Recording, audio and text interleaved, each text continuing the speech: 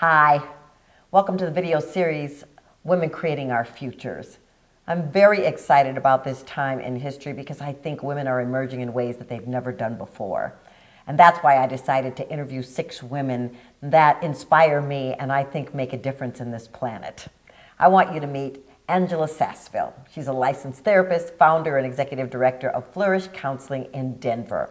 And I'm holding this picture right here because she has created something wonderful. What it says here is relationships that not only last but thrive.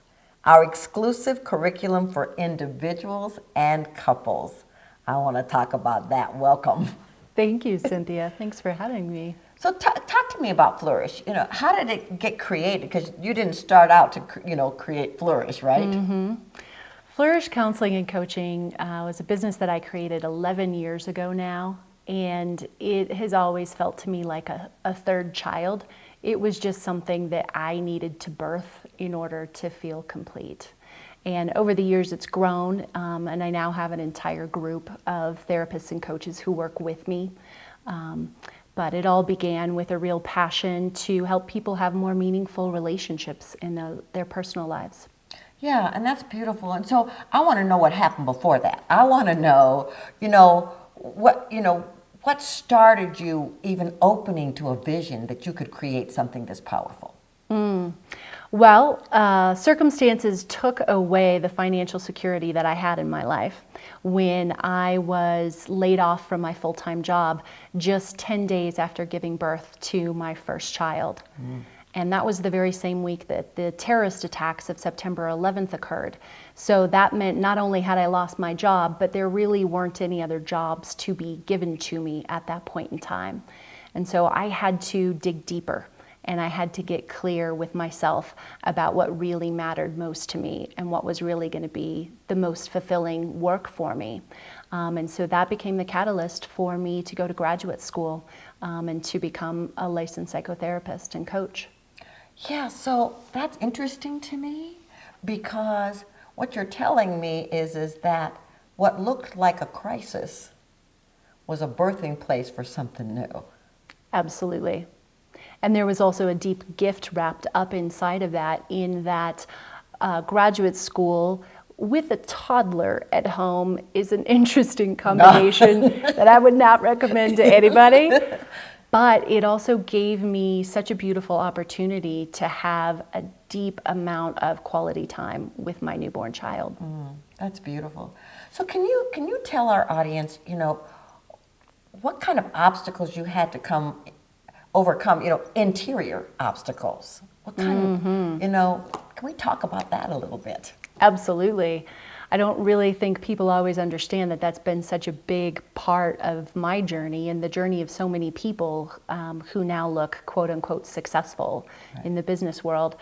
My internal obstacles that I had to overcome was I really had to learn how to value my worth, my expertise, and my time. And then I had to do all that interesting work about my relationship with money so that I could not only value it myself, but I could ask other people to value my time and pay for what it was worth. And that was deeply uncomfortable for me. Well, I totally get that. And I want to say to anybody out there, I think that that's something that we all have to come face to face with. What is the relationship to money? What is our worth? What is our value? And so what was the turning point for you where you got that the gifts you were giving were valuable?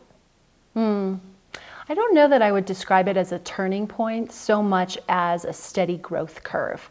And I did a lot of work on myself, and I did a lot of work with coaches, and I dug really deep to look at those obstacles. And to me, it felt like something that grew gradually stronger with time. It's beautiful. So I want to talk about having a relationship, having a family, and building a business at the same time. It was probably really easy.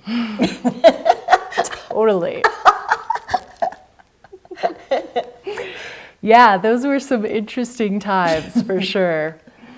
I am a am a caretaker. And so it's really easy for me to give to the business, to give to my husband, to give to my children, and then to not have anything left over for me. And so I definitely had to learn how to stop doing that along the way, because I was at risk of burning myself out before I even really got started. Yeah, totally get that. So today, you are working with a lot of people, you know, who are bringing their issues and their challenges, and you're supporting them. What do you do specifically for you today to support you in staying balanced? I think for me, it's a matter of having very clear boundaries and being very comfortable defending them. And with that, to me, structure is everything. So I structure my week every week so that there are things that support me and my self-care built into every single week. And I refuse to let other things get scheduled over those self-care components. That's beautiful. And do you have a spiritual practice? Every morning. Can you talk about that a little bit? What does it look like? Sure. I tend to get up about 30 minutes before my children wake up in the morning so that I can have some private time, and I like to spend some time reading something inspirational, having a meditation practice, and really going deeper and really getting myself nice and grounded before I step out of my bedroom and take on the day. Absolutely. I do the same thing. I have like a 45-minute to an hour practice every day, and because I find if I don't, you know, I am not pretty. It's not fun to be around me. So that's great. So I want to know, you work with couples, you know, and it says here to not only last, but to thrive. What is it that you teach them?